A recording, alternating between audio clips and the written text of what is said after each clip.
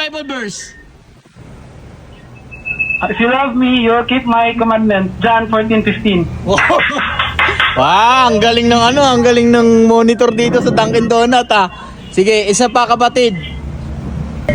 So, ito po yung isa namin dyan. Jesus 1:1. Most likely refers to John 1:1. A king of Christians describe Jesus as the eternal world.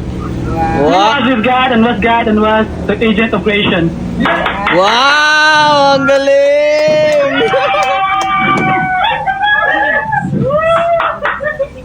Sige, dahil dyan, may blessings ka galing kay Lord. Pupunta ako dyan.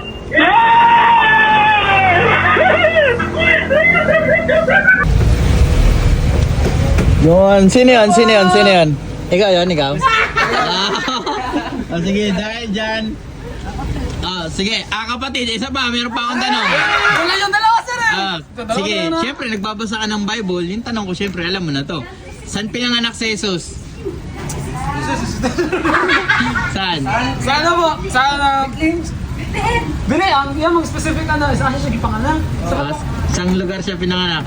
Sa Bethlehem. Wow! Sige, bigyan mo ko ng 5 pangalan galing sa Bible. Yung favorite mong pangalan. Okay, si John, si Solomon, Eva, at si Adan. Ay, 4 na. Siyempre, abay na mga yan. Si Jesus. Wow!